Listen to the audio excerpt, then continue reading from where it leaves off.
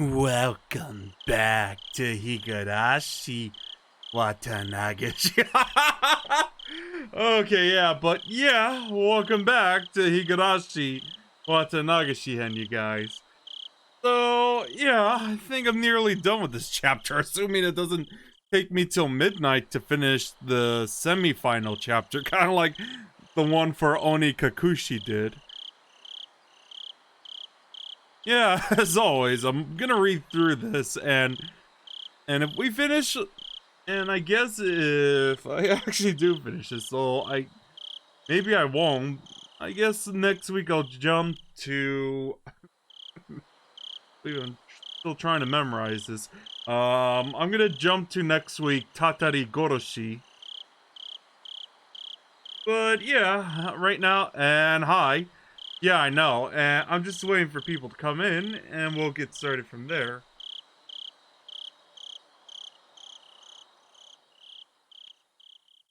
Yeah, according to the Steam, there's like 2 more chapters to go, and I already know what's gonna go down for them, because I saw the anime and read the manga as well.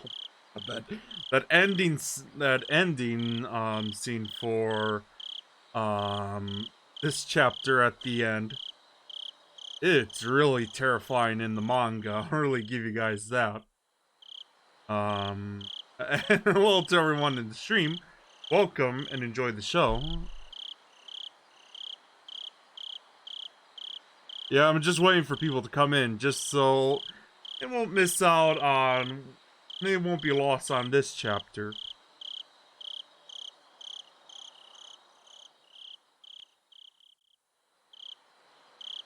Yeah, it's been like 3 minutes. I should get started now.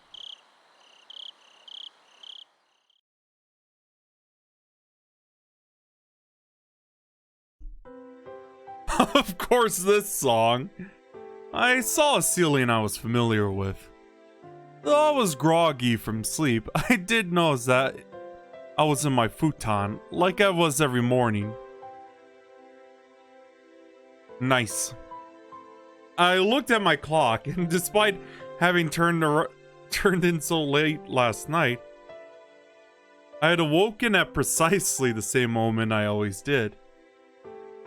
I'm so low on sleep, but I guess you can really get up at the same time every day. The secrets of the human body never cease to amaze me. If I went back to sleep like this again, I would definitely not be waking up again. And hi Odin, how are you doing tonight? I spurred myself on and slipped out on my futon.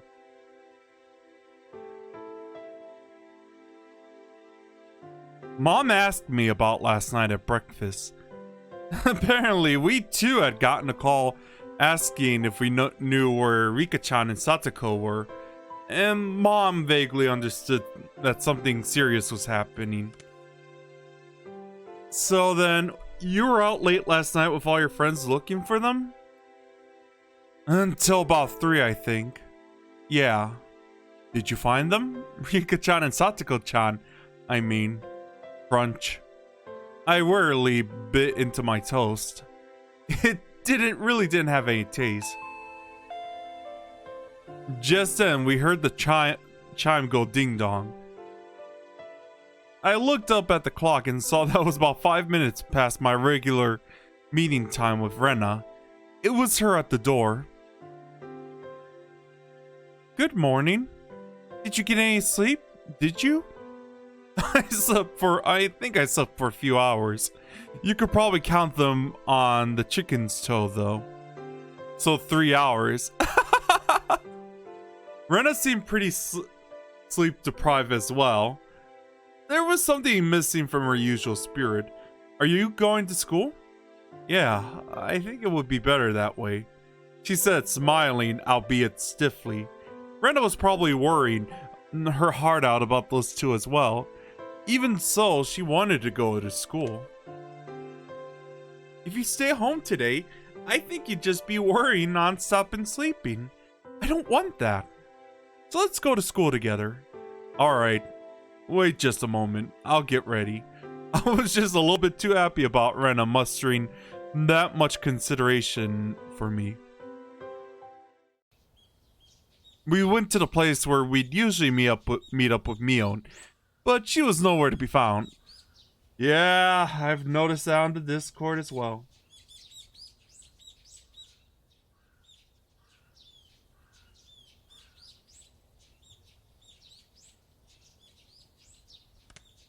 But she was nowhere to be found. We were a little bit late today, so we thought she'd be waiting for us. I guess Mi-chan couldn't wake up today, huh? Ah, that's right. For her, it wasn't just yesterday. She was up all night looking for the mayor the night before last too. We waited for a bit. Time passed until it got to the point where it was okay for us to go on alone, and we exchanged glances. What do we do? Wait a little longer? Of course.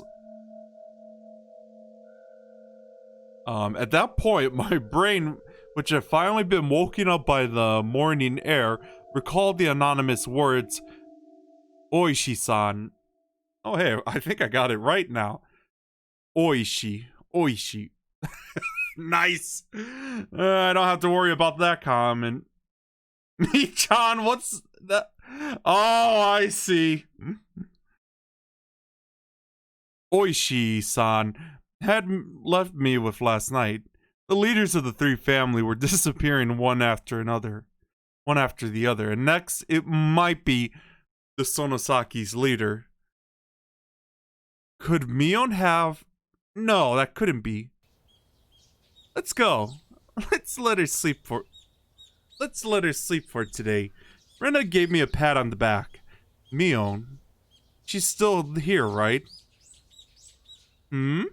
Did you say something? Oh, nothing. Just talking to myself. Let's get moving. The two of us headed to school by ourselves. And that would have been a nice feeling, walking to school with a girl. On the way, we saw a bunch of our classmates accompanied by their parents. It looked like some of them were being taken to school by car. Surprisingly, the principal was also standing watch at the school gate. I'd never seen that before. Good morning. Good morning. The principal was bowing to our classmates' guardians. The wooden sword leaning next to him was a little ominous.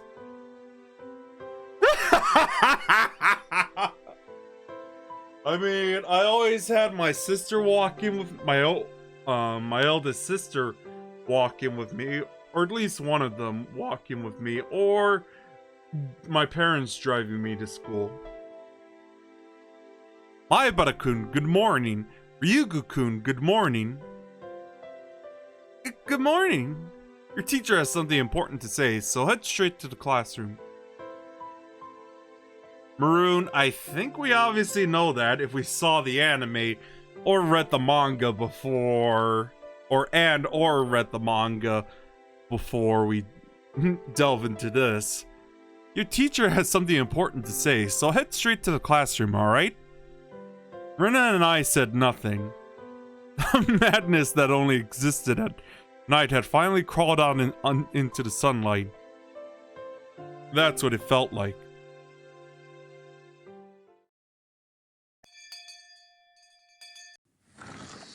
Good morning, everyone. The hushed conversations that have been spreading for a while now all disappeared like an illusion the moment that our teacher walked in the door. Silence dominated the classroom. I see. Well, at least it isn't too graphic like the anime is. Just some blood splatter images here and there. It's more creepy than terrifying. The principal came in with our teacher as well. This was clearly not a normal morning. First, the principal has something important to tell everyone. Go ahead, Mr. Principal. The principal and approached the dais. I'm sure some of you already know this. The classroom was dead silent. Everyone was staring at Rika-chan and Satoko's empty seats. The principal briefly and simply declared that Rika-chan and Satoko had gone missing. There wasn't a single person in the classroom who didn't already know. There seems to be many, however, who couldn't accept it as the truth. It had been confirmed to them now by the principal's word. There were sobs throughout the classroom, and I heard a kid crying. They steadily spread throughout the whole room. The big-hearted principal wasn't able to keep his cool either. Okay, everyone, pay attention. From today on, your parents or guardians will be taking you to school. For those of you whose parents can't do so, you'll be coming here in groups. I made a handout, so read it carefully and be sure to show it to your parents. Understand? The teacher's voice was a little abrasive. Not even she could conceal the strain she felt from this unprecedented, abnormal situation. They should just cancel school today. However, Rena told me that the school was also like a nursery for the students whose parents both worked, so some of them wouldn't want school to be canceled. Well then, let's begin the lesson. Class president? She's absent, I see. And whoever is on day duty, let me hear it. All rise. I feel like wanting to maintain an everyday atmosphere, even if only in school, precisely because our lives had been messed up, was something that I agreed with at this point.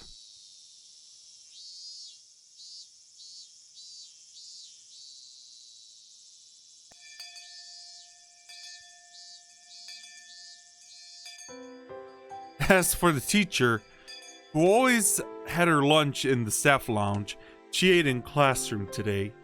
I had to laugh at her curry bento, which was just a rumor until now. But there was nobody to laugh with me. Rena brought her chair and lunch over to my seat. Today, it was only the two of us. Just the two of us. We can make a castle in the sky. Oh my god. Oh, that just popped into my head. The fact that we didn't need to drag any other desk over was sad. I'm sleepy. Yeah, I don't feel like sleeping anymore though. In fact, I'm jealous of the people that could sleep at a time like this. They've got nerves of steel. You're right. I was sleepy this morning, but my drowsiness had dissipated after coming to school and constantly feeling the incredible tension. Rena's bento box didn't have its usual luster. That was to be expected. Rena was up for a long time last night too. She wouldn't have time to make her lunch beforehand, since it's not like she would have gotten up early this morning. Grab anything you want. Go ahead, you can admit that my bento is better today. Okay, then I'll have some. Wow, a chikua roll with perella and cheese? That's interesting. Rena, yours might be ready-made food in it, but it's pretty good too. I realized that the two of us are desperately trying to brighten the afternoon mood to its usual level as much as we could. I looked around the classroom, and it seemed like we were the only ones trying to do so, surrounded as we were by gloominess. Just the two of us sharing lunches like this. It's sort of like something. How? Just the two of us.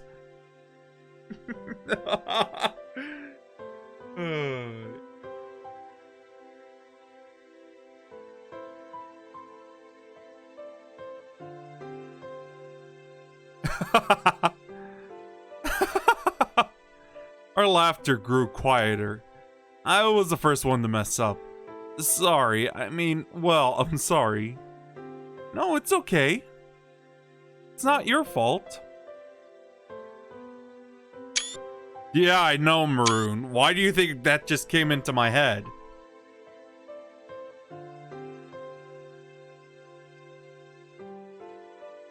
Our chopsticks both stopped moving. We couldn't keep it up anymore. Rika-chan, Satoko. I wonder where they went. I don't want to spoil it, honestly. We can make it if we try, just the two of us. Just the two of us. Just the two of us. Building the castles in the sky, just the two of us. Just the two of us. You know, the sad thing is, I heard the Will Smith version before the original one.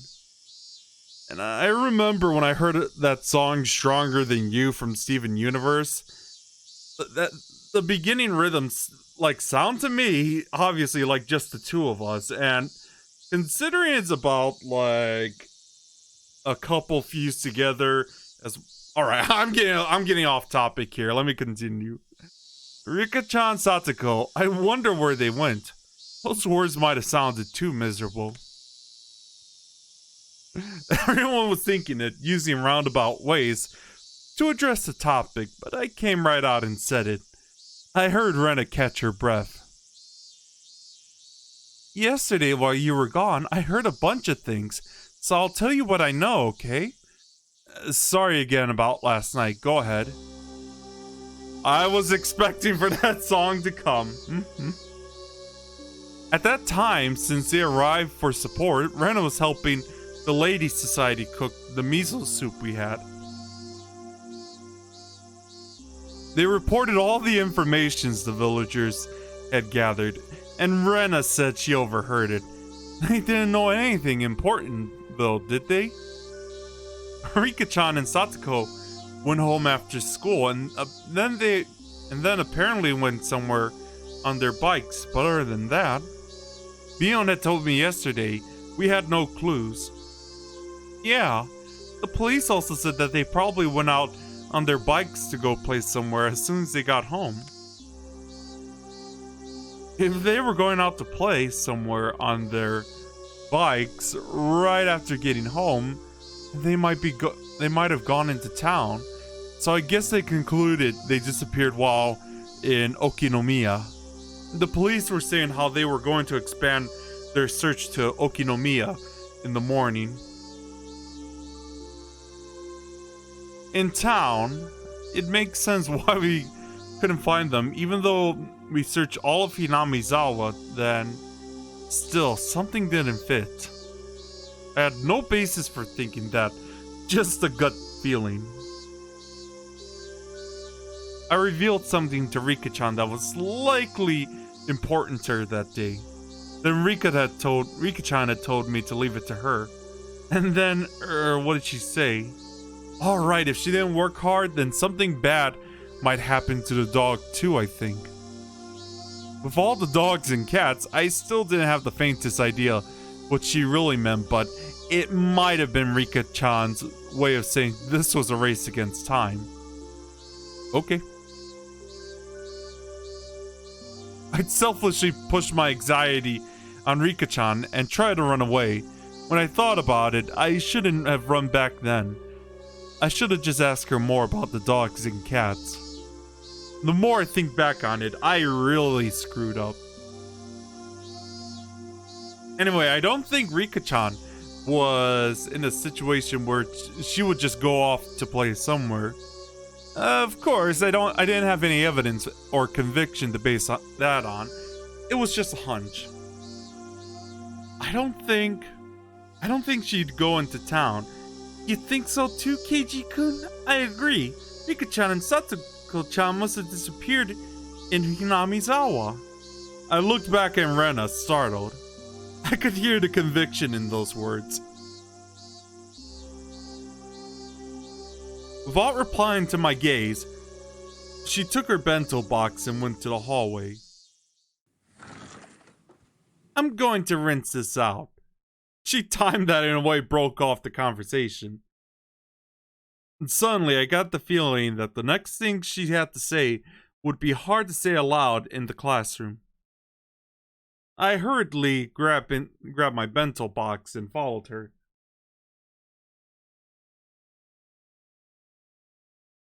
Rena didn't go to the kitchenette, but rather to the water fountains out back, where students seldom went. The water flowed down onto the bento boxes. During that time, Rena didn't say a word. Then, after making sure that there were no other students around, she finally opened her mouth to speak. The whole thing about Rika-chan and Satoko-chan going to town to play, then disappearing, it didn't make sense for some reason, so I decided to investigate a little bit myself. Who did you ask? What did you ask him about? I asked the Ladies' Society all kinds of things. There was a lot of tofu in the miso soup yesterday, remember? The old lady from the Tomita Tofu shop came too. Tomita Tofu shop. Oh, I remember. That was one of the stores on the road leading to the hospital. Those huge lumps of tofu dancing in the bathtub like cistern always looked nice and refreshing. The old lady says she remembers Satoko-chan stopping by to buy tofu there on her way home from school. Tofu? Well, it's on the way home, right? Oh, is that a clue? Just listen. Do you remember when we went to Rika-chan's house? Rena stepped away from the sinks and spread her arms wide to recreate the space of Rika-chan's room. There was a pot on her gas cooker and there was miso soup in it. I think there was probably about half of it inside. The rest was in the refrigerator. They must have been planning to make chilled tofu. It was on a plate in plastic wrap. As Rena explained, she walked around as if she were really going through Rika-chan's room. Still, Rena, why does this matter? Keiji-kun, when did you make miso soup? You put the tofu last. When you make miso soup, you put the tofu last. That means Rika-chan or Satoko-chan, whoever was cooking, was standing there making it up until night, right before dinner time. Right up until dinner time? Wasn't everyone saying that their bikes weren't around, so they must have gone somewhere to play by themselves? The trash in the countertop bin was put there really awkwardly too. I see. Rika-chan makes most of their food and lunches, but occasionally Satoko-chan does it too. So Satoko and Rika-chan was cooking that night? That means that Satoko at least didn't go somewhere to play. She was preparing dinner? Yeah. I took a look at the rice cooker and there was rice for two still in there. So she made dinner for both of them, but neither of them ate it. Is that it? Rena nodded. So next, I looked in the fridge. There was some chilled tofu made from the other half that they bought. That's not all either. There was a whole bunch of plates with side dishes for dinner, and all of them were in plastic wraps. I see, Maroon. You usually plastic wrap things so that you can have leftovers for the next day. My mom does it all the time, using them in lunch or in breakfast or lunch. That's right. You use plastic wraps to save leftovers for later. Yeah, I know we do that all the time here. So the fact that they were in the fridge means that they didn't plan on eating them that night at least. Is that what it means? Keiji-kun, think a little harder. Their dinner was totally untouched and wrapped up. What do you think that means? Well, that means they didn't need to eat dinner anymore. So they would have gone out to eat or order takeout. It must have been really sudden too. If they had decided to do that beforehand, they wouldn't have made anything, but there was dinner for the two of them. That means when Satoko-chan was making their dinner, They really thought they were going to eat it until right before they didn't. So then, the theory about two of them going out to play and then disappearing is wrong. Yep. They disappeared after making dinner and... Exactly, Odin. Dinner, and right before they ate it, probably around 7 o'clock. Where would they have gone at the time, like that by themselves without eating? That's obviously where this is leading. Keiji-kun, do you remember on their fold-out table, there was things like soy sauce and a chopstick holder? Oh god, I'm having flashbacks about Rika's disappearance when they mentioned soy sauce. There might have been something like that. I didn't remember. The container for the soy sauce, it was empty. There wasn't a drop left. Chilled tofu wouldn't taste good without it. So I looked under their sink for a larger bottle of soy sauce they had. You sure know a lot about where they keep stuff. I've been to Rika-chan's house and cooked for them before. Rena cleared her throat, her face returning to a serious expression. That's then when I opened the cabinet, the big bottle of soy sauce wasn't there at all. I see. Maroon, I think that's nice to know. Oh boy. It wasn't there. What does that mean? Everything I'm going to say from here on is just Rena's idea, so please listen until the end without saying anything. Last night, Satoko was making dinner like normal. Rika-chan usually watched TV until the food was ready. So she was probably lying down watching a variety show or something. Satoko put this tofu in the miso soup, and right when dinner was about to be ready, she noticed they were out of soy sauce. So Rika-chan, who had nothing to do, bought the big bottle of soy sauce to a neighbor house to borrow theirs. Oh, I already knew where that was going.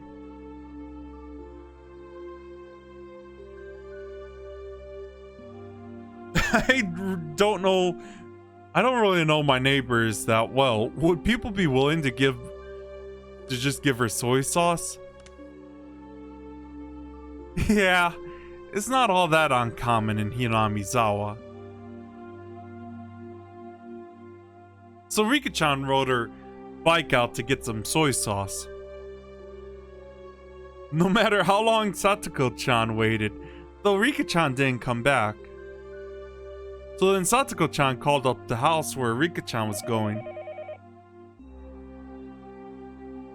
Would Rika happen to be imposing on you? Something like that? Oh, I already know where this is also going for Satoko. Then the other person must have replied with something like this.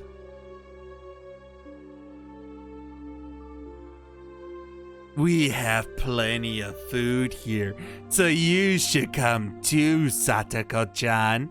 Rika-chan has already eaten. I think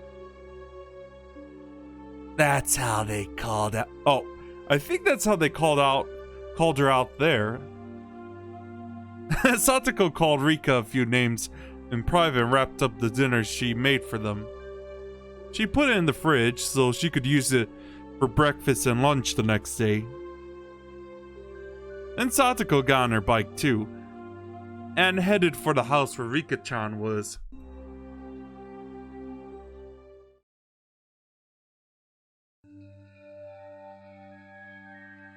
Okay, but this is already strange. You don't normally make so much food that you can give it to the people who suddenly arrived at your house. A veteran housewife would never normally make so much food that she could feed 2 extra people. Could it have been just a coincidence that they made too much?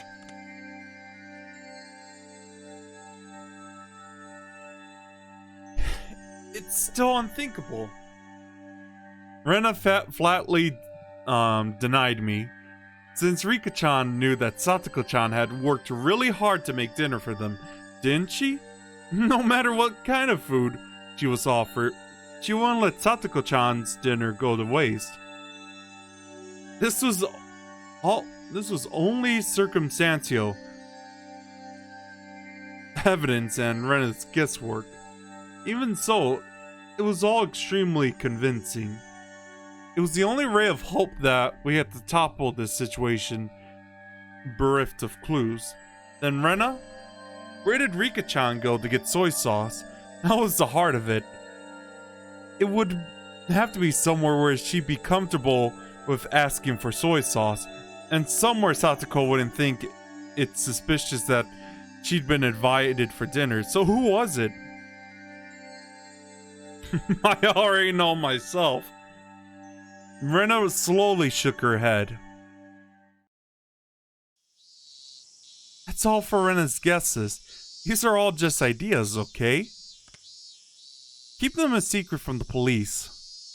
What is there to hide? Even if only half of what you say is right, there should be a good clue for all this. Keiji-kun, this all means suspecting someone from Hinamizawa. We cannot suspect anyone without a really good reason. Saw a few girls coming over to rinse out. Sorry about that. Rinse out their bento boxes. Rena cut the conversation short, then returned to the classroom. Thanks. I stayed there alone, my body bathed in the lively voices of the cicadas. Let's think about this in my own way. Rena had barely information to go on, yet she reasoned out that much, so there should be something that only I, who knew far more than Rena did, could deduce. Oishi-san said this last night, but this incident definitely occurring within Hinamizawa. Rena might not have wanted to believe it, but it's basically a given that the culprit is someone from this village. The trigger for everything was when the four of us trespassed in the forbidden storehouse. Somebody saw us going in there. For the culprits, breaking the taboo was a crime punishable by death. So that night, Tomitake-san and Takano-san were sacrificed. There were two left, Shion and myself. However, before the culprits bore their fangs onto Shion and me, they went after the mayor to whom Shion had confessed her sin. Next, they went for Rika-chan, to whom I'd confessed my sin. Then what about Satoko? Just a stray bullet? By itself, Rika-chan being sacrificed after I told her everything was mortifying. But Satoko, who was sacrificed for no reason, wasn't that all the more regrettable? Everything was my fault. Who would be the next to disappear? Would it be Shion and me next time? Why? Why weren't the culprits going for Shion and me right away, though? If they had enough power to erase the mayor and Rika-chan, then why not just get rid of Shion and me?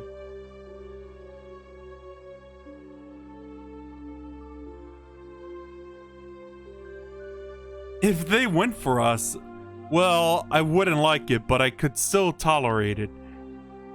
What I couldn't forgive was them getting rid of those who we'd confessed to. Now that I think about it, yesterday Shion said something alarming. She felt like someone was watching her. I already know that as well. So then, was someone watching me as well? Strangely though, I didn't feel anything like that until now. Even though I'm the root cause of everything, I had said never I had never once had that impression. Maybe that was simply because Shion was more cautious than me, and I was just careless. That's another story, though. Let's get back on track. Why weren't the culprits going after Shion and me? I felt like that's where the key to this lays. Could it be? Was I making a big assumption that I shouldn't have been? I thought and thought, couldn't come up with an answer. One thing I understood was that I was a concerned party for this case. And that I had a duty to watch it over until everything got resolved.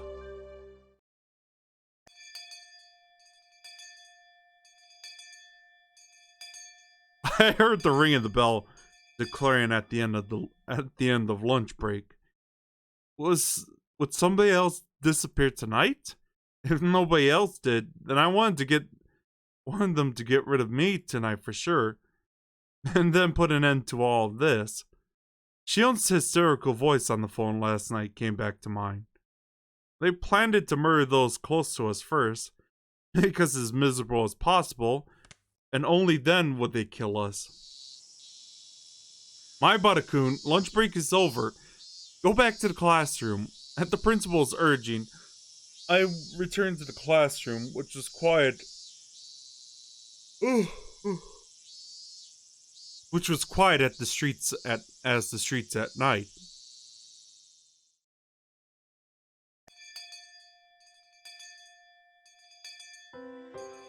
There were a lot of parents picking up their children after school. It was just like kindergarten. The students whose parents didn't went home as a group. We left school with everyone else, following the assigned route. Even while leaving, nobody said anything funny. They all looked like exhausted mountaineers silently marching through the mountains. As we went, one left, and then another, and in the end it was just Rena and me. I was supposed to escort Rena all the way to her house, but she declined. Will you be alright? It's not safe to go alone, so take this. It would just be as dangerous for you to go home by yourself after bringing me back, Keiichi-kun. It's still light out anyway. I'll be fine. I see. Yep. I see. Then be careful, okay? Yeah. Huh? Isn't that a policeman? Rena pointed towards my house. There was a car stopped in front of it. From out of that car came Oishi-san.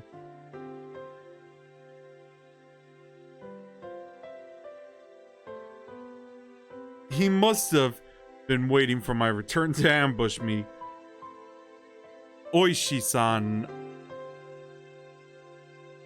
And thanks for the follow, thanks for the follow, Hunter. I really appreciate that. That just startled me. Good grief.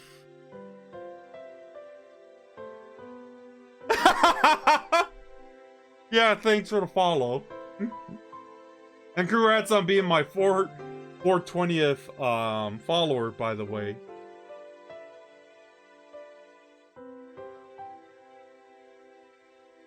Yep, 420.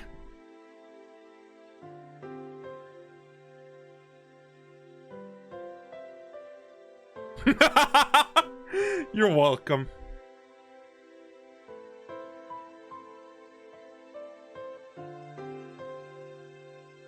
You know, just for that milestone, Hunter, even though this is your first time here, but just for that milestone, gonna have to be silent for a bit with this when this is gonna kick in.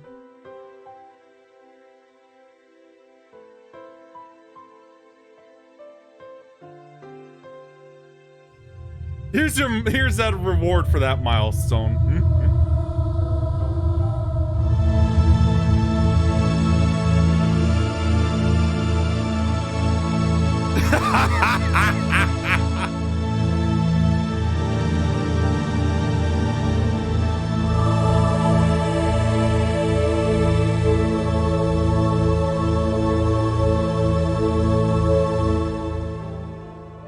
You're welcome. But yeah, thanks for being my 420th follower. You're welcome. Anyway, let's get back to the story. I actually have 2 more chapters to go, which is one of them. Oishi-san started walking over, wearing that annoying grin. Rena, you should go. If you get involved with him, you'll be here for hours. But what do the police want with you? Rena's a good person.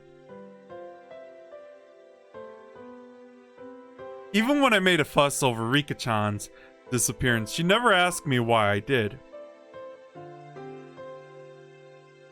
She could have been suspecting me ever since then, and that would have been okay. Even so, she still hadn't asked me anything. She didn't try to pressure me into revealing the truth. Yeah, the first thing that comes to mind is Uzoda! Or liar! I'm not the culprit. I know that. That said, I can't say that I'm totally uninvolved in this incident. Rena simply listened, smiling like she always did. Even though I had insinuated I was related to the incident, she didn't look at me as though she were looking at something dirty. I'll tell you next time. Okay, I'm looking forward to it. Get going then. Rena gave me a slight bow and trotted away, leaving me along with Oishi-san, who walked over. Hello. Welcome home, Maibara-san. Hello. It looks like your parents aren't here. My, was I in a bit of a spot. He came all the way to my house. I could only thank my good fortune that my parents were absent, since neither of them was around at this hour. They would probably be back late.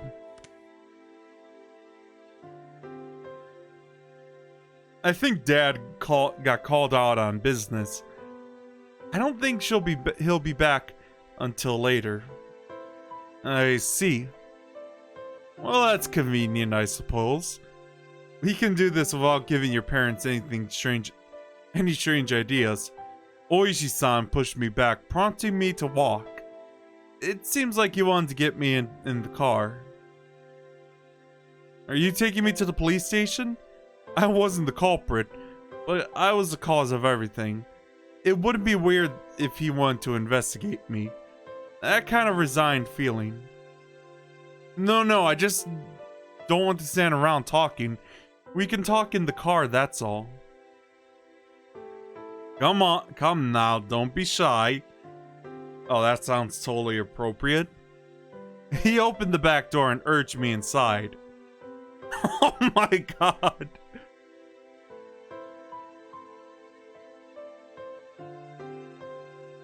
If I got in, I wouldn't have very easy time getting out. If I said no, however, then this man might really handcuff me and take me away. I couldn't refuse. I could only accept in good grace. The inside of the car has been cooled too much by the air conditioner, and there was a rusty smell from coming from the filter, which must have been cleaned out rarely. Oh, is it too cold? I'll turn the car off. He turned off the engine. Suddenly it became quiet, and the voices of the Higurashis, with all their cool loneliness, snuck inside. Some heart.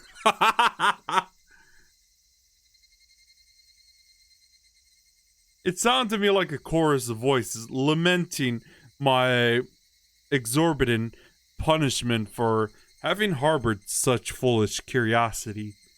For a few moments, while listening to those voices, I myself lamented. The days have been twisted and distorted since that night. Oishi-san has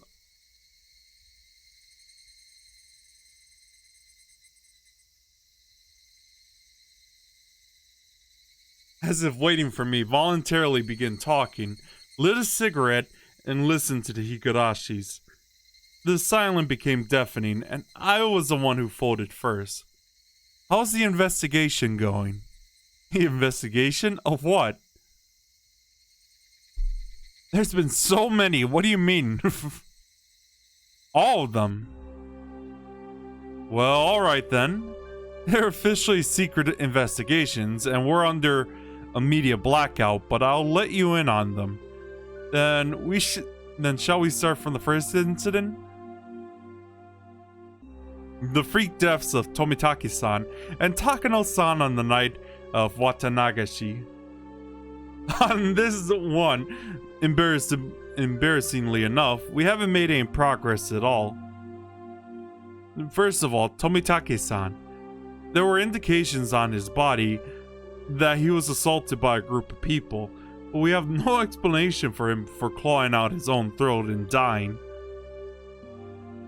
We suspect an overdose from a stimulant or something, but we didn't detect anything. What about Takano-san? The same. We're in the dark. Autopsies for those who are burned to death are real though. Oh, are real tough. We believe she was doused in gasoline after she was strangled. That one falls under the Gifu Prefecture Police Department. They haven't been very cooperative, even though it happened in our territory. That's not really relevant though. So the police didn't know anything other than the fact that the victims died inexplicably. Nonetheless, when the incidents occurred, had been generally placed right after the festival ended.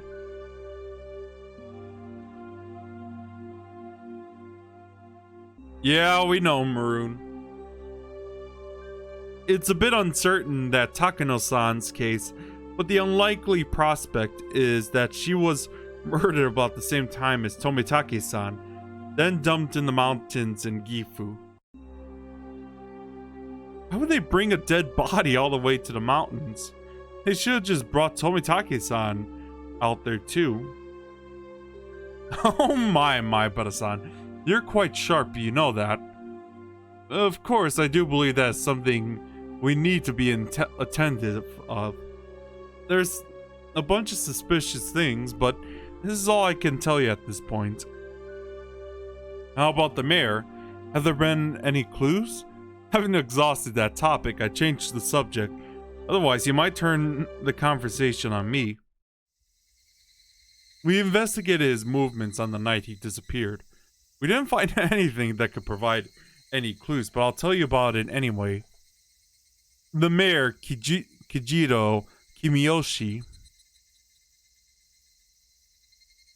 apparently he was suffering from severe hemorrhoids. People who lived a long time have an unusual amount of pride, so the mayor hadn't been telling anyone that he was going to a proctologist at a certain university hospital in Chishibone. On the day he disappeared, he had an appointment for a checkup, so he went out the first thing in the morning. Yeah, I know. Even I knew that big hospitals, like university hospitals, have a really long waiting time. Apparently, people would get in line hours beforehand, even if they had an appointment. His exam ended at 1 p.m. After that, he ate a light meal in the hospital restaurant and passed the time reading a magazine. We know this because of a receipt we found in his wallet at his house. There was nothing suspicious at all about that. That day, he had planned to go to a meeting in the assembly hall in the evening. He was supposed to return home with plenty of time to spare, but while he was on the train coming back, there was an accident. Seems it delayed him a bit, and he only got back to his house right before the meeting was scheduled to start. His family witnessed a very hectic mayor leaving to go to the assembly hall at the shrine. What was the meeting about? He disappeared on his way back home, right? The three families and the essential members of the town assembly were at the meeting. We think they were discussing how to deal with the serial freak death incidents that had happened again this year.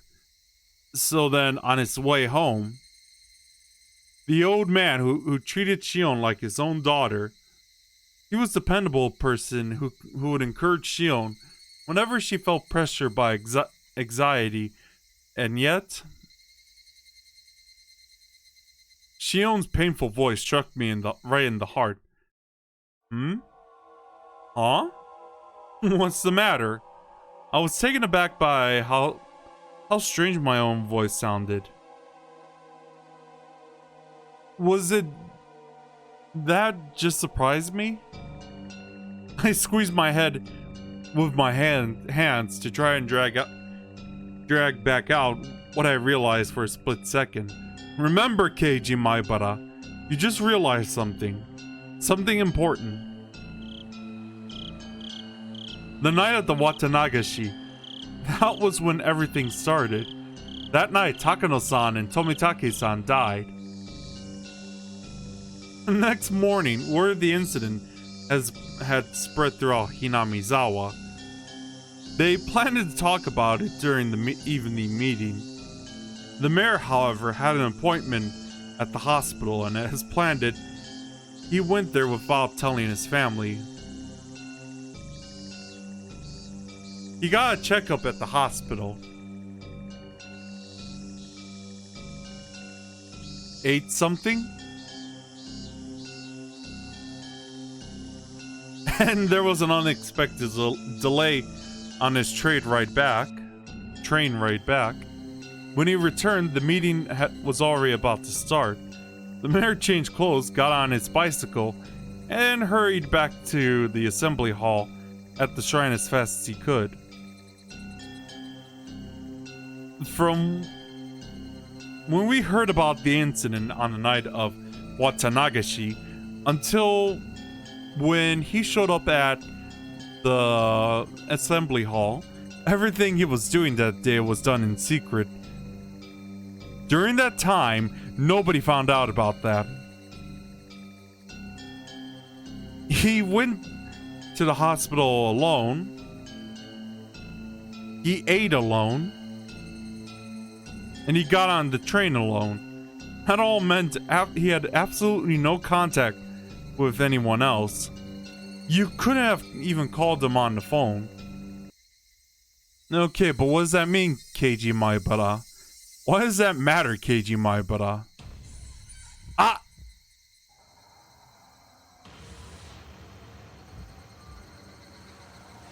Kei-chan, what should I do? What's wrong? Tell me. We're not keeping secrets from each other, right? Old man Kimiyoshi, I told him everything. I told old man Kimiyoshi everything. That night, I told the mayor that we snuck into the ritual storehouse. Also, that someone saw us and was out to get us. Right. What then? Old man Kimiyoshi didn't get angry. Yep. He smiled, then he told me if I was properly sorry about it, there was no way I'd be demoned away. He was really smiling and told me to leave it to him. Sweat burst out of my body like bullets. They became one long strand and slid down from my forehead to my nose and fell.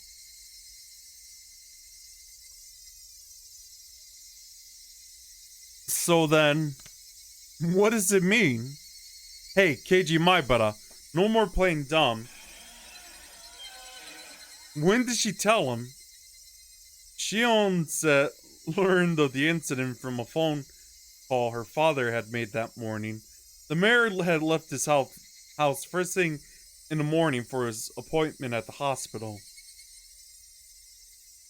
He didn't tell anybody where he was going. Nobody knew about him going to a university hospital.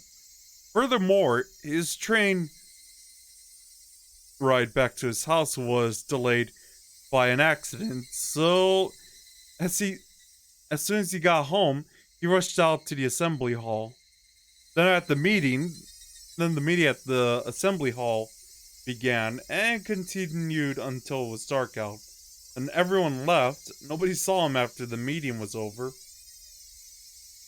He just disappeared. Which meant,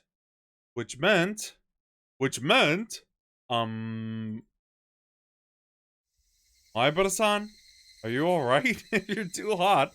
I could turn the air conditioner. Yep, blood. I mean, if we watch, like, the answer version of this, I think we know what's going down, Hunter. Another part of me was messing with my thoughts, demanding that I would not think any further than that. My head was pounding violently, and the fluids packed inside it all blended together until nothing made sense. It was just about to settle, yet it had been smashed and melted in the blink of an eye, no longer able to retain its shape. Maibara-san? Are you in there? Yeah. Oishi-san, lit yet another cigarette. I actually gotta get a glass of water real quick.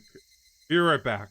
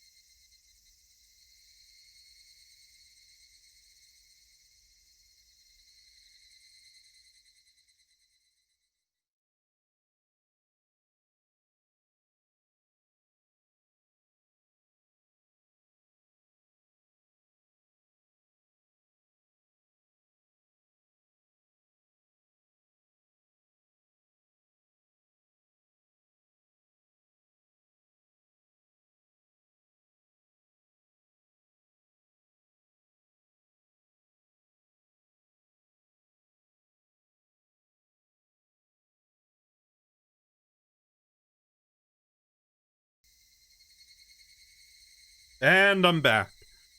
There was yet another cigarette butt placed in the ashtray. Was it displaying the passage of time? Had my thoughts been frozen over just for that long? I've tried to tell you everything I know. In return, feel free to tell me anything you want, Maibara-san. My mind had become a gigantic oozy mess. My brain felt like it had been totally minced by the blades of a blender, and I couldn't think. Now, don't climb up again. If there are any misunderstandings, I'd like to clear them up first. I don't think you're the culprit here or anything. Oishi-san gave his best attempts at an adult smile. Well then, I know the four of you snuck into the ritual storehouse that night. Everyone in the village had heard rumors about it by the next day.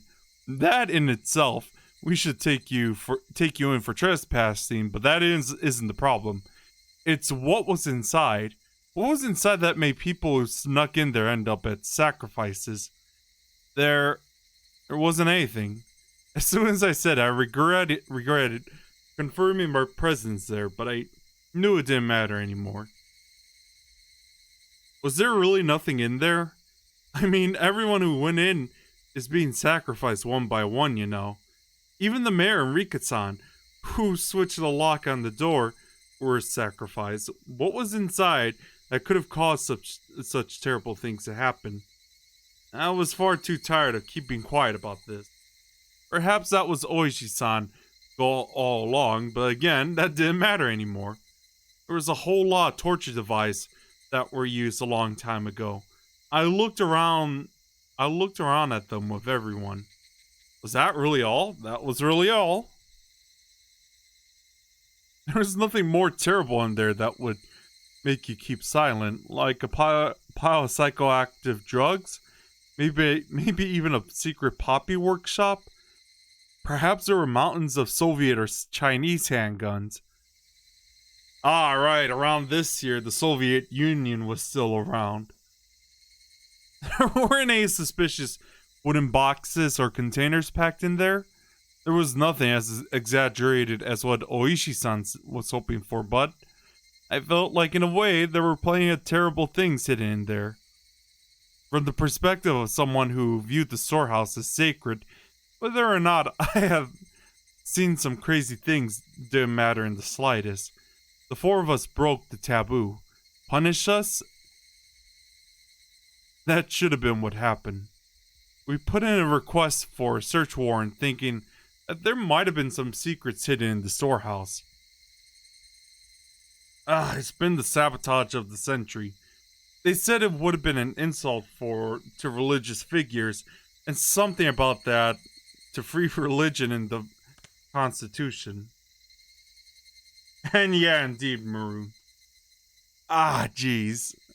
That's what I really didn't have any other recourse but to ask you since you went in there. There really was just old, rusty, dusty torture equipment. Nothing else stood out. Then Tomitake-san, Takano-san were only killed as punishment for having broken the taboo? I didn't have an answer for the only part.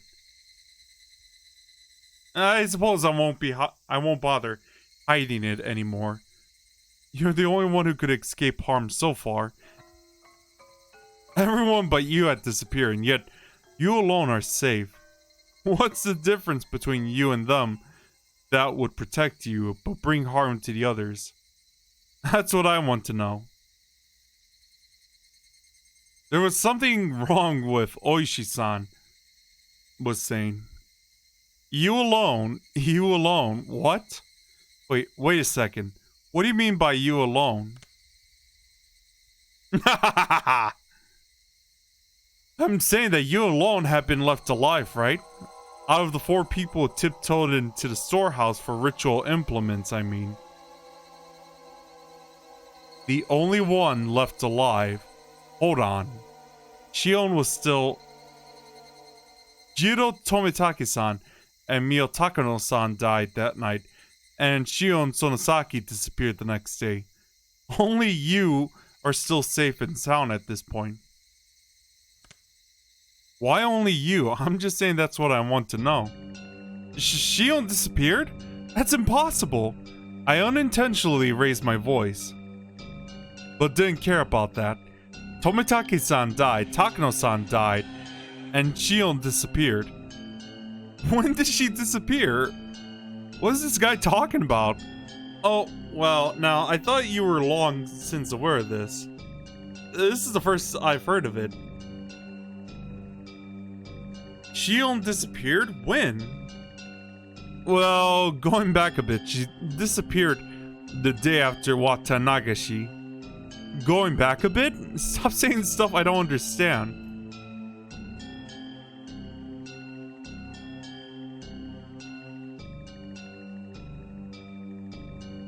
Shion and Sonosaki spend the night at relatives' houses on her mood on any given day, so no one thought much of not knowing where she was. And hi Quack, how are you doing tonight? So no one thought much of knowing where she was. She frequently takes days off from school too. Her teacher had been pretty troubled by it. I didn't ask about any of that. I'm asking when Shion disappeared. I told you it was the day after Watanagashi. Ah, I see, I'm good.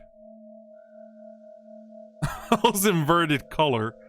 The fluids in my body all reversed direction. I lost my sense of balance, and everything I could see started to warp and twist out of shape. I simply couldn't ignore it. Hang on. Shion had already disappeared. Then...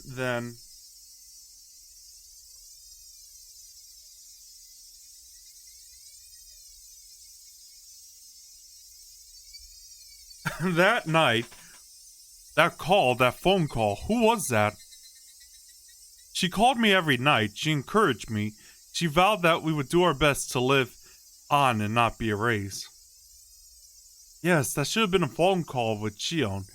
It should have been a phone call with Shion. All work and no play makes Jack a dull boy. She took breaks from class like it was nothing, and her family wouldn't listen when I told them, so I didn't bother calling the school at the end. So it just ended up taking quite a while before we realized she disappeared. I felt like a stabbing pain, like needles were being pushed into every pore of my body. It started on my back and began spreading throughout the rest of me. When it completely covered the surface of my skin, it began to worm its way out inside my stomach as well. Don't you remember? We talked at the library the day after Watanagashi. Shion-san was there then. That was the last we saw. That was the last we saw of her. No one knows where she's been since. That can't be. That day Oishi-san had only caught me and Shion bounded away, lying that she needed to go to work. Didn't she call me that night? Her job was at a restaurant called Angel Mort, right? She hasn't been there since that day. She's been completely absent ever since. We'll see. The person at the restaurant couldn't get in touch with her. He was really worried. That can't be. It can't be. It's only circumstantial evidence, but after she left us at the library. But before she made it to work, I think it's appropriate to consider her having disappeared during that time. After Shion ran away without me. It seems that you didn't know. Maybe if you had said something earlier, this would have gone more quickly. Now you understand, right? You're the only one left. You're the only survivor of the four who slipped into the ritual storehouse.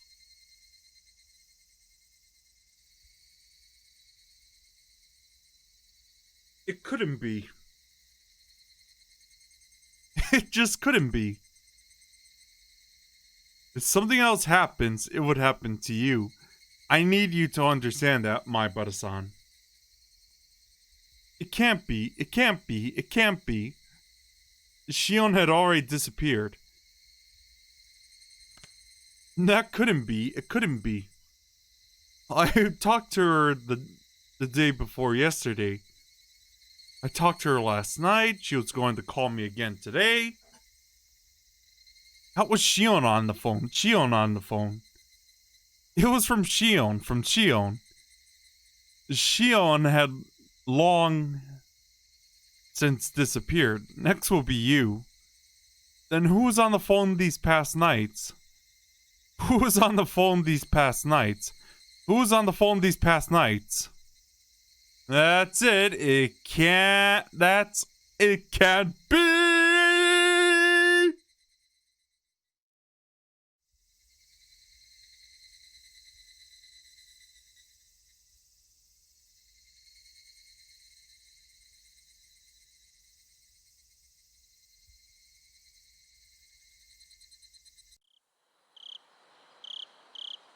I lay down on the couch and stayed there dazed for a while. My mind was completely blank. I couldn't think for more than a few seconds. There was a note in my house saying that Mom and Dad would be home late and that I should have some ramen or something for dinner. I couldn't make it whenever I got hungry, but I had no appetite, so I just stared blankly at the ceiling without eating anything. We'll see, Maroon. The hands of the clock were already pointing at 10. Would I get another phone call like that today? Even though Shion had already disappeared? Would she still call me? Where were they calling from? And who were they? The more I thought about it, the more I started to tremble. I even thought about disconnecting the phone line. If I had been thinking a little less logically, I really would have done it too. Hold on, Keiji Maibara. Oishi-san admitted himself, didn't he? That Shion was missing a lot? Couldn't she have just gone to relatives that Oishi-san didn't know about and have been there ever since? Shion and I were both targeted by somebody, so it wouldn't be strange to think that she went somewhere she usually didn't in order to hide.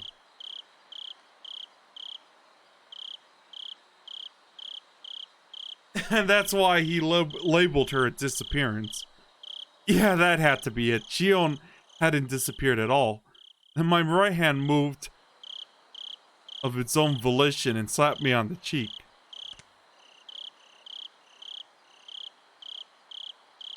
Its cold steam let me calm down a little. Don't just convince yourself of the most convenient possibility, Keiji Maibara. I knew I didn't want to admit she had disappeared. Admitting it would mean something terrifying was definitely happening.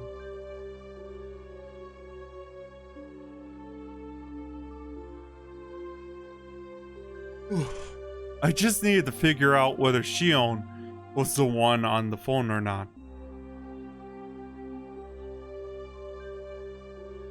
Would I ask her if she was actually Shion? That seemed like an incredibly absurd thing to do. Still, don't run from this, Keiji. If the person on the other end still believed that she thought she was Shion, then that gave me a tiny advantage.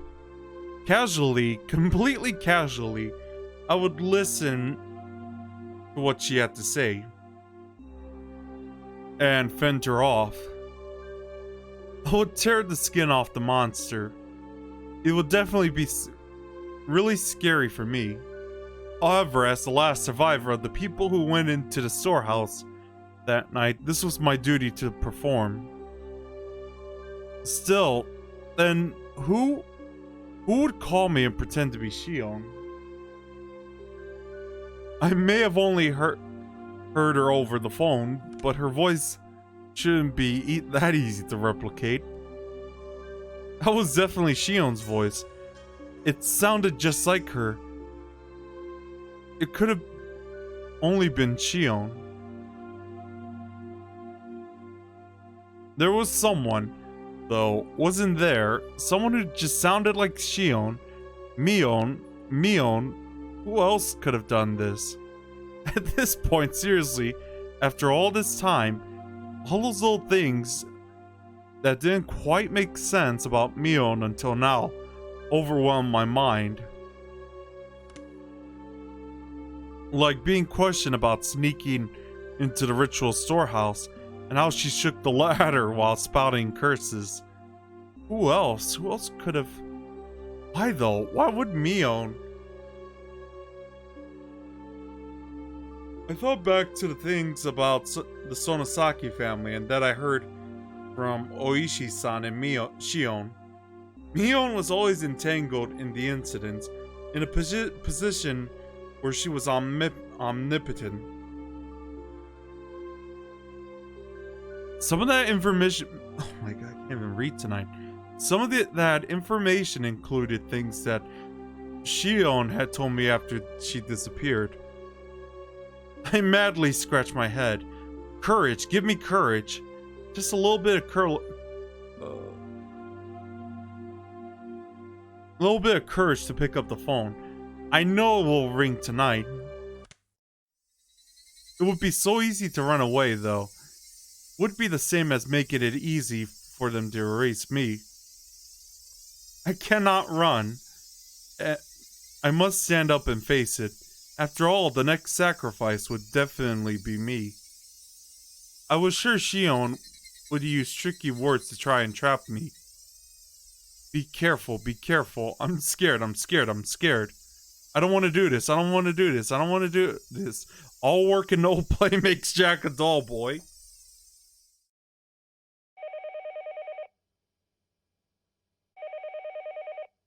Here it comes. At that point, it rang. The phone rang. I didn't know where the call was coming from.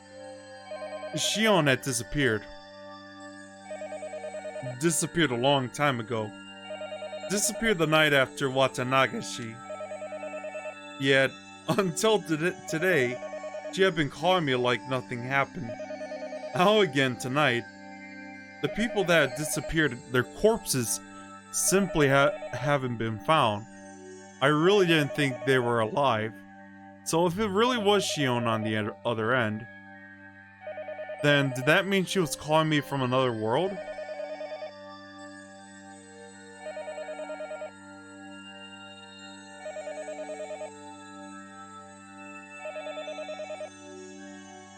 Of course, that couldn't be. A living being was calling me, pretending to be Shion.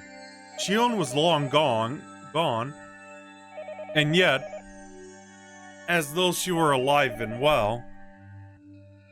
The phone continued its incessant ringing. I didn't want to pick up if I didn't have to. I had just concluded, though, that not doing so wouldn't solve anything. Then, what would I do after I answered it? Would I immediately declare she wasn't Shion and ask who she was?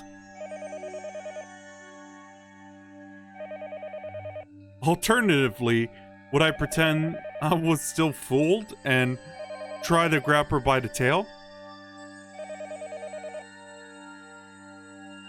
That would probably be the safest thing to do. What was I most afraid of? What the person on the phone would do when she realized I knew she wasn't Shion. However, as long as I continued to let her think I was fooled, she wouldn't do anything extreme, right? If I just made sure to be careful, that should be the safest option. I made up my mind. I'll answer the phone. Once I do that, I'll talk to her as if nothing happened. That wasn't all I do this time, though. I scope her out. Who was she? What was she thinking? And what was she after? Why was she doing this? Was she really the one who killed Tomitake-san and Takano-san? What happened to the mayor? What happened to Rika-chan and Satoko? I reached out the receiver, my arm trembling. There were too many things I wanted to know, too many things I wanted to ask. I was scared. I should start by picking up the phone. Pick it up, KG. Pick it up, KG. Hello? Oh, how relieved I would have been if it hadn't been a call from Shion. Kei-chan? It's me. It's Shion. My momentary, convenient, and above all fleeting prediction was ripped into 1,000 pieces. I couldn't help shaking at this point. Get ready for this. It took a long time to pick up. I thought you weren't home. I was about to hang up. Sorry. I was just in the bath. Did your family not pick up for you? Could your parents be out right now, Kei-chan? I failed. I let her in on a fatal piece of information that I was currently the only one at my house. Well, no, they're not really. Anyway. Have you heard about Rika-chan and Satoko? No. What happened after that? Were they found? Nah, they weren't found. Kei-chan, please don't lose hope. If Oishi-san hadn't let me know, then I might have allowed myself to shed a tear or two at Shion's considerate words.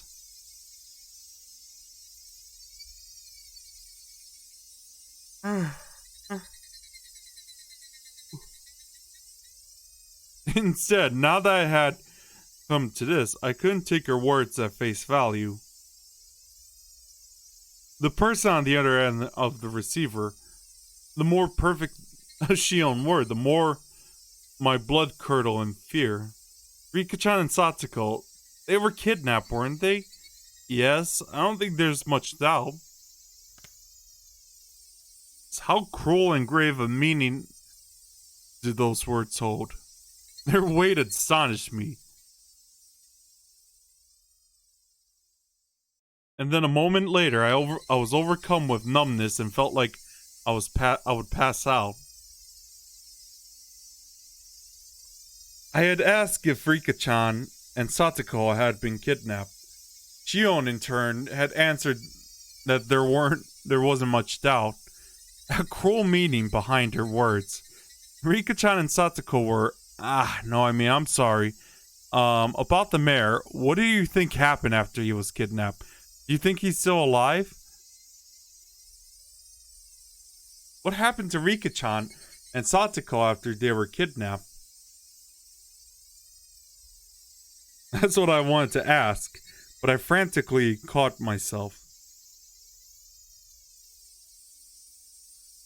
What if she had given the question a terrifying response in such a way that sounded like it had nothing to do with her? I was scared of that, so I immediately brought up the mayor and said, how much... Oh boy. How much I talked about the mayor. I think he was killed. Hey, wait, that was quick. I think it must have been really hard to kidnap someone and keep them like they are. As long as they're not hostages, it would be most practical to kill them once you were done with them. The world started to bend so much I almost lost my balance. The scenery in my eyes whirled around like the hands of a clock and tried to swallow me whole from below. I frantically put a hand on the wall to support myself. A moment later, severe nausea welled up within me. How was she saying such things so lightly? Kill them so readily?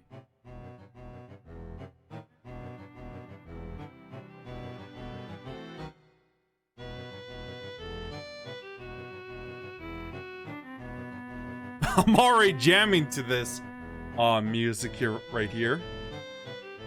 This so readily, I mean, what's a human or two anyway? It's a horrible thing, but I think that's probably... And congrats on leveling up, Hunter. I think the weird thing that the song is basically called fascism.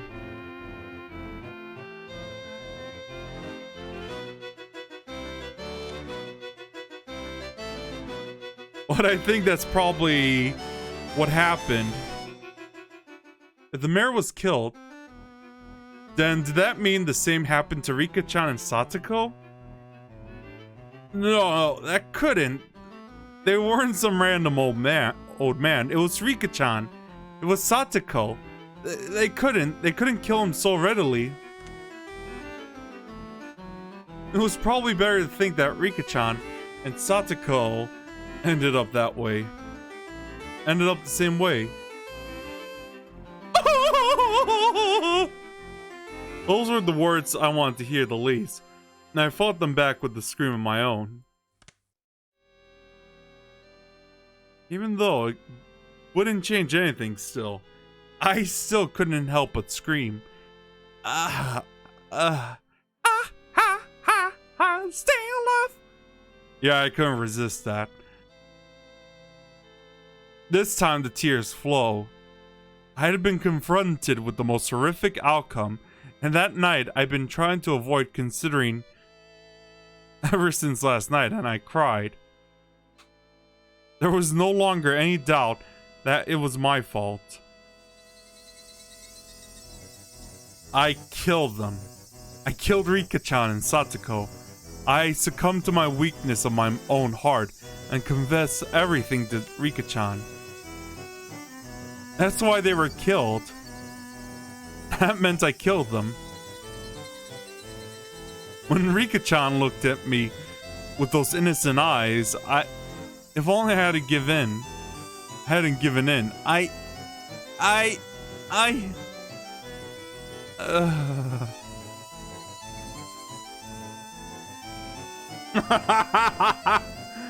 Rest in pepperoni, I guess. And Doritos. And yes, one of my emoticons, Hunter, is basically the engineer. Even my voice gave out, and yet still I cried. And cried. Hey-chan? Please just try and calm down. Yeah, I'm gonna probably listen to this after this stream on YouTube. Rika-chan and Satoko, they've been killed. I won't even find their remains. I would never be allowed to even apologize to their faces. If that was to be my punishment, yeah, then how brutal a punishment it was. I think Shion tried to comfort me, but I didn't hear any of it. What are you going to gain? What are you going to gain by doing that? They're definitely going to target you and me next. Please, I'm asking you, get a hold of yourself. Please, please. Shion was shouting, imploring me with a voice that sounded like tears were in her eyes. However, I was coming to hate the sound of that voice more and more. This Shion killed them, and I had no doubts that this person killed them. Why? Why? Why? Why? Why kidnap someone and kill them? Screw curses. Are people's lives really that cheap? Erasing them and killing them without a second thought like this? You're right. You're absolutely right. It would take a demon. I felt like crushing the receiver in my hand. How long does this person plan on acting like it was someone else's problem? There was magma in the pit of my stomach, and it felt like it was going to erupt at any moment. Hey Shion, please tell me, why did Hinamizawa start needing someone to die on the night of Watanagashi? That's what I'd like to know. The fight over the dam project is already over and done with. Haven't enough people been cursed already? Why is it? Why? If there's a reason, then say it now. I was incoherent at this point. My emotions had broken through the dam inside of me, rushing forth, and I couldn't stop them. These were not simple questions. This was an interrogation. Shion herself had realized it yet. It was just too funny. It was so funny that I couldn't stop crying. I understand how you feel, Kei-chan, I really do. The dam wars ended a long time ago, yet murders and disappearances keep happening every year under the guise of Oyoshiro-sama's curse. Why? Why is it happening? Some of them had nothing to do with this. And some of them didn't deserve to be cursed, so why? Why? That's what I'm asking you! I want to know that as much as anyone. Both our ragged breaths could be heard over the phone. Listen, Oyoshiro-sama never existed.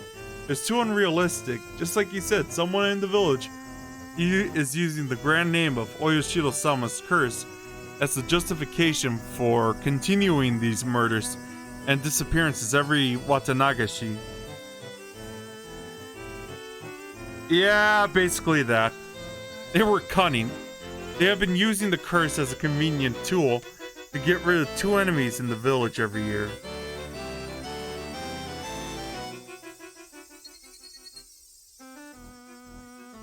And this year, that system killed Takano-san and Tomitake-san.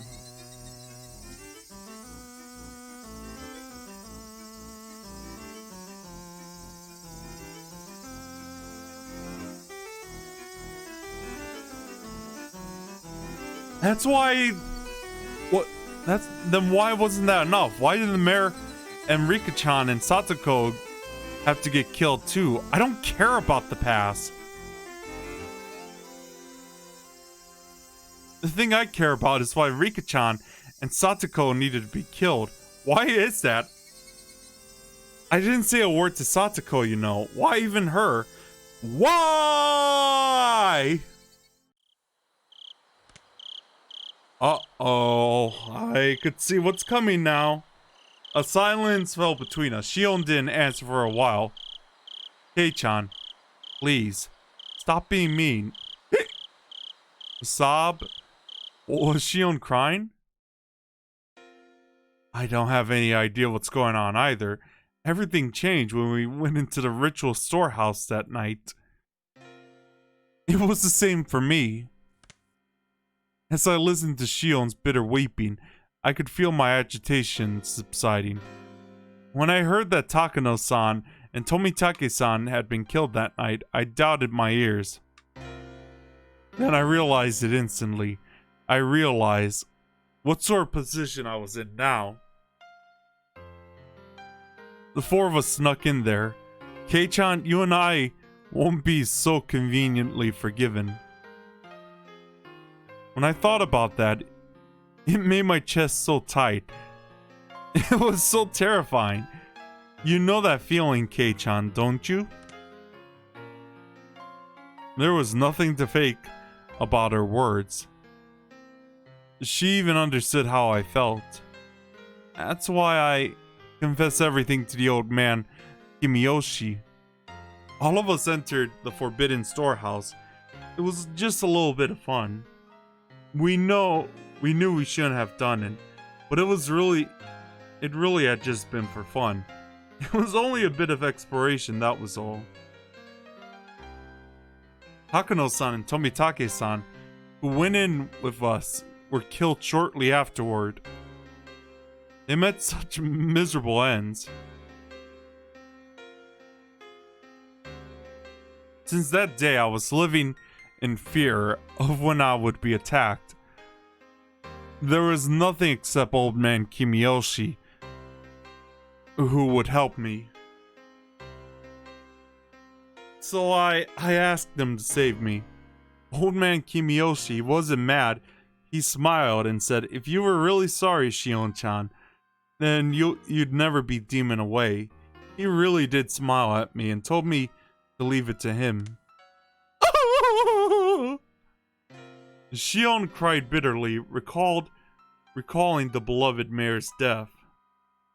It was such a sad voice that none who heard it could prevent it from twisting their hearts. Again, did I let my emotions take over and go off at her? Shion was the same situation as me. She should have been my one and only comrade. Thump. My heart pounded. My other self deep within my mind whispered to me, don't forget, Keiji Maibara. Don't forget about the mayor on the morning after Watanagashi. He was told of Takano-san and Tomitake-san's deaths over the phone and committed to a meeting that evening.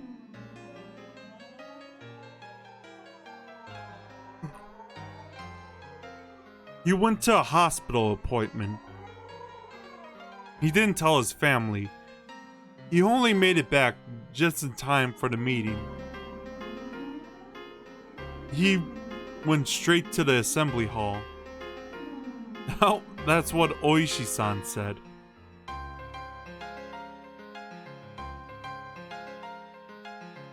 When did you let the mayor know? Huh? I'm sorry, Shion. It must have been like I'm kicking you while you're down, but Shion, you told him, right? I'm not sure. You told the old man Kimiyoshi, the mayor? Yes. When did you let him know? Eh?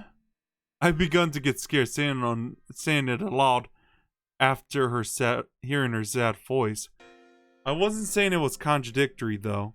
Besides, if there was a contradiction, then I wanted Shion to explain to me. Did you know that the mayor had a severe case of hemorrhoids and had gone to the hospital for treatment? Kei-chan? What does that have to... Please, answer me. If you didn't know, then just say so.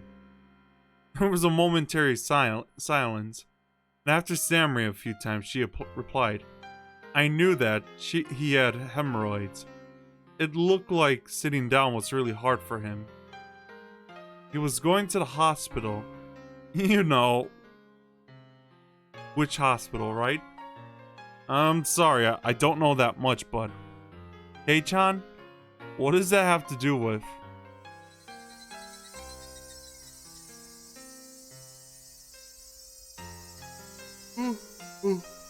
Shion didn't know what hospital the mayor went to. That meant it was impossible for her to have gone all the way to the hospital to confess everything. Since she didn't know his destination, then she obviously couldn't have seen him on the train either. Yeah, I know.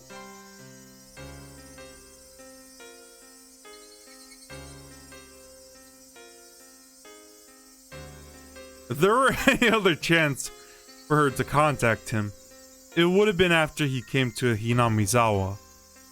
The train, however, had been delayed, and he only got back right before the meeting was about to start. He didn't have time. There would have been enough time for him to listen to Shion spill the beans. I want to ask you straight, Shion, when did you tell the mayor about everything? When and where? Your answer doesn't have to be precise. Please, give me one. Kei-chan, why are you asking that? Her sob pierced into my ears. I was taken by the illusion that I was bullying her. Even so, I'll say it. If I'm wrong, then please correct me. Please prove to me that you're the real Shion. It was impossible the day the mayor disappeared. From dawn until he vanished. There was no opportunity for you to contact him. That's... The mayor left first thing in the morning for his examination at the university hospital all by himself, without telling anyone.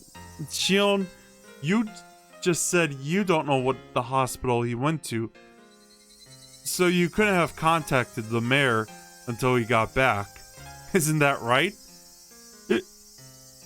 His train back was delayed by an accident, and he didn't return to his house until the meeting was about to start. So there was no time for you to told him before the meeting started either. I heard Shion repeating her weak sobs. That sort of feminine voice automatically ripped into my heart. I see. It was so painful for me to say it. Shion, did you go to the meeting too? Did you attend it and tell him there? If you didn't, and there wouldn't be any time left after the meeting was over. The mayor disappeared on his way home. Shion went to the meeting, didn't she? Did she or didn't she?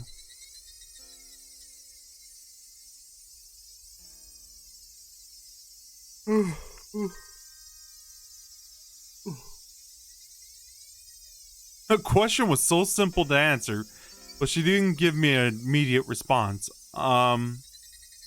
Actually, with the meeting, you didn't go to that part-time job you said you went to that day. I'll say it more directly. You haven't been seen since we were at the library together. Kei-chan? Well... Shion Sonosaki disappeared the day after Watanagashi. The other end fell silent as the grave. It was so quiet that it felt like the cord had been cut, and I couldn't sense anyone there. Oishi-san says you've been missing. Despite that, you've been calling me every night like this, haven't you?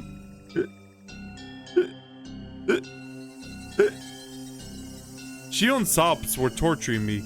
Still, I'm pretty sure I haven't said anything wrong. Please, Shion. If something I said was wrong, please say so. Shion, I'm begging you. Shion, there's no way you could have seen the mayor, but if you did see him, if Shion ever did have the chance to meet the mayor on that day, that meant you saw him after the meeting. In other words, it could have been right before he disappeared or else afterward.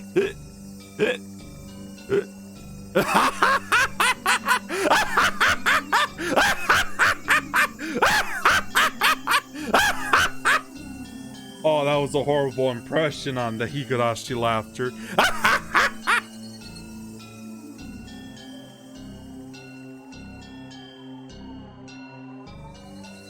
Yeah, basically that, Maroon.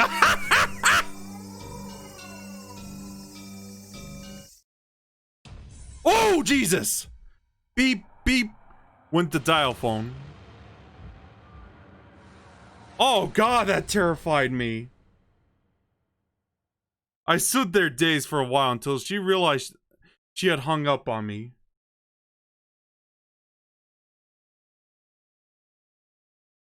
Yeah, those eyes just startled me.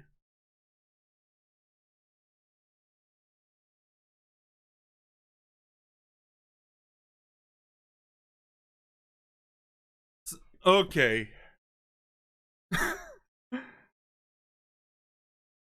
Oh my God, tough call, yeah.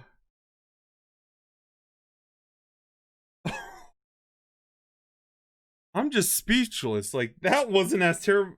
Like, I've seen like a Screamer-esque clip of the PS3 version, but oh my God. I didn't think something that simple would startled me like that. Not even... Actually, I do have the manga of it. Let me check real.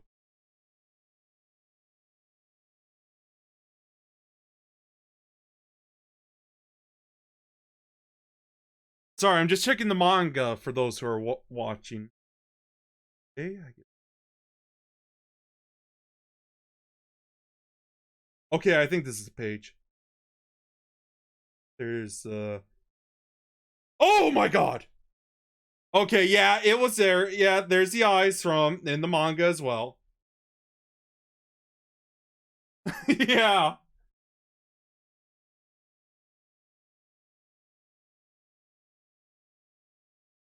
God.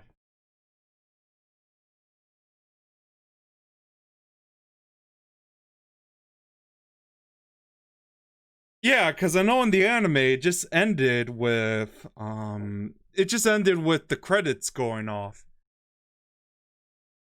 Oh my God.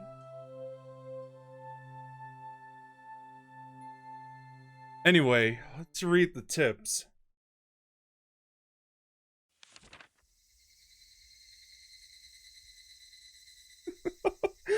I think it's gonna be another night of listening to some Oblivion music, because, oh my God, I don't remember those eyes from the manga myself.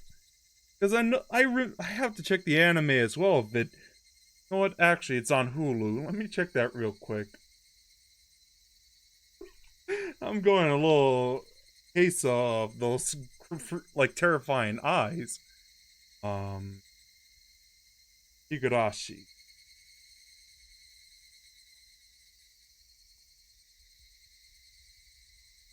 So, oh, there we are. When they cry.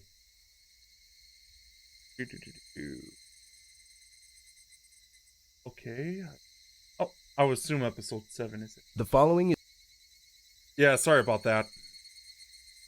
Like, now I'm legit curious.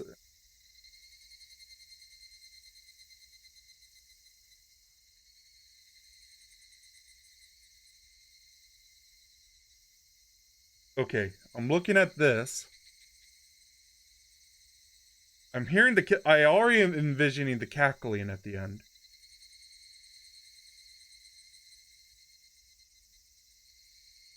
Yeah, it just cuts to the credits after that. Okay, let me read the tips real quick. Like, I think I'm just gonna read this next week. Like, oh my god, that was completely startling. This is not limited to just Hinamizawa, but the Onigaifuchi village, especially the three families detested giving birth to twins as successors. The long-term dictatorship built on the precarious balance of three families must have feared collapsing under the weight of eternal strife from things like family quarrels. According to the literature, if the twins were born, then they had to be called. Yeah, dun dun dun! I'm pretty sure you just heard that scream as well. With that, the very fact that both the Sonosaki and family successor Mion Sonosaki and her twin Shion are alive is in itself deeply interesting. The current leader, Oreo, every time I say that, Owen, all I can think of is like the cookies Oreo. The Oreo cookies is sympathetic. Of course, the twins were not cared for equally, and as their heir, Mion received special treatment.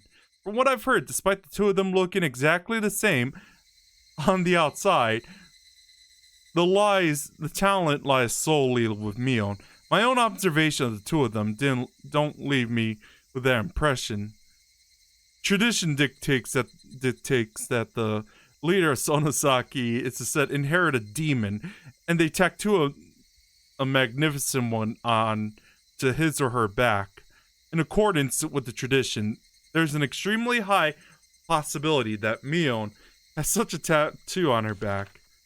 That's what I've heard. There's apparently a magnificent demon outlook tattoo on Oreo's back as well.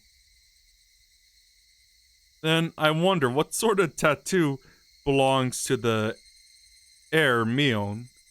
I really want to see her back. Oh. Yeah, Oreo cookies. Or as people like to say, Milk's favorite cookies. By the way, Hunter, I do have a Discord as well if you want to join.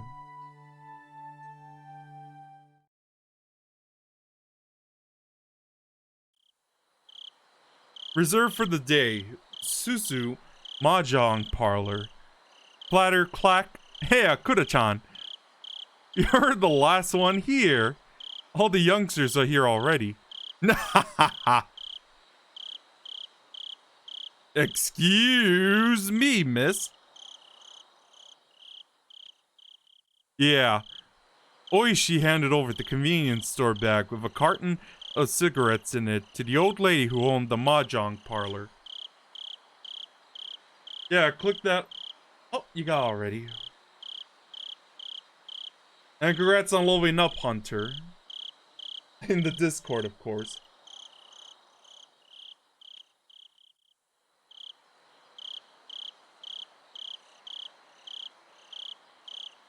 Yeah, Maroon likes to use he all the time, even though I know the people I talk to. Oh, okay.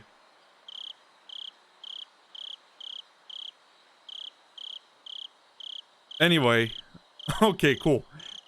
Oishi handed over a convenience store bag with a carton of cigarettes in it to the old lady who owned the Mahjong parlor, and she shrewdly made herself scarce.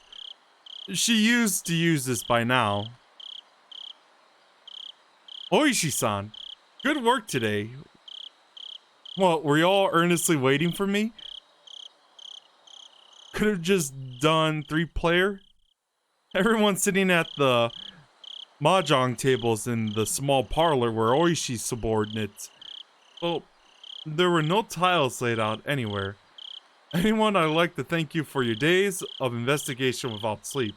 Thank you! Energetic responses filled the parlor, already had lost the atmosphere of a place of entertainment.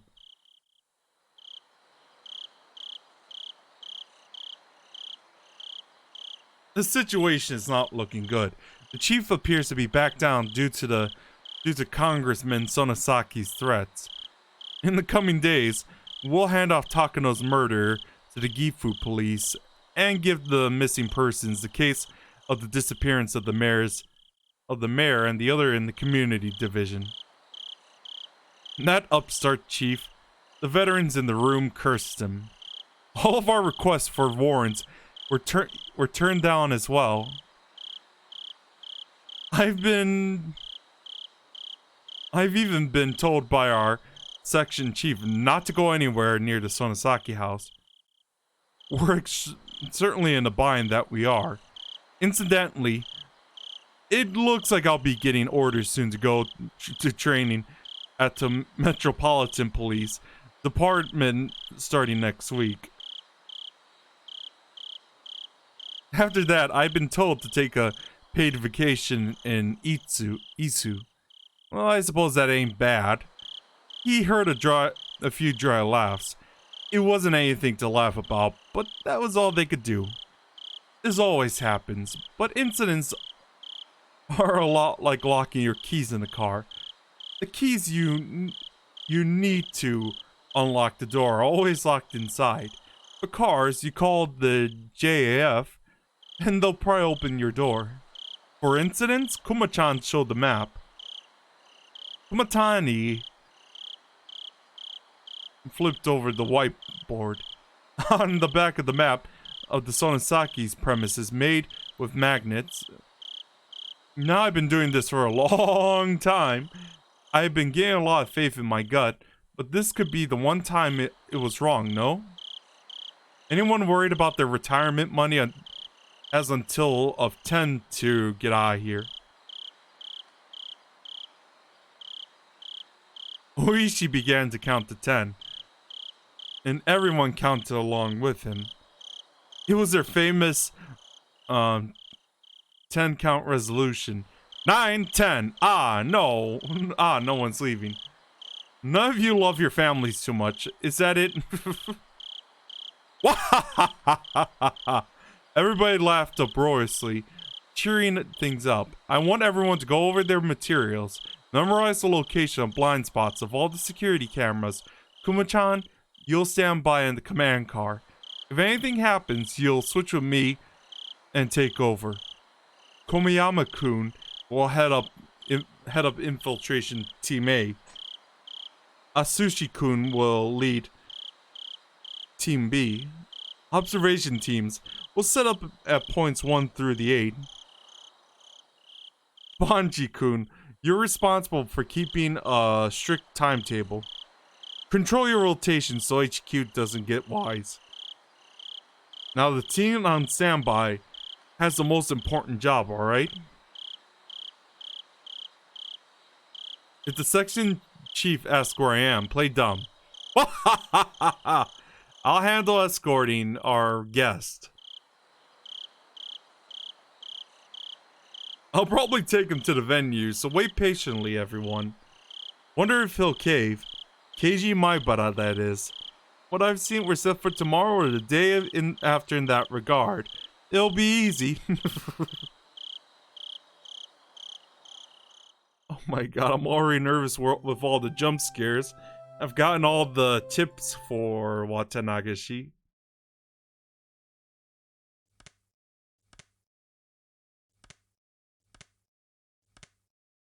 Oh my god, the silence is already making me feel unsettled. Like, you could already hear my terrified voice right now. I think for now, I best be prepared for the final chapter of this tomorrow, cause like I said, there were some pretty freaky parts at the end of this chapter. I guess I'll do the old switch around for Saturday and Sunday just to calm me down. I think tomorrow I'll play Oblivion then. And after Sunday I'll do Sims 2. So that'll be switch around cuz God. Oh my god, that was terrifying. I didn't even think the manga would have an imagery like that as well. So, yeah, let me double check. So, yeah, thanks for watching, and I'll see you guys next time. Take care.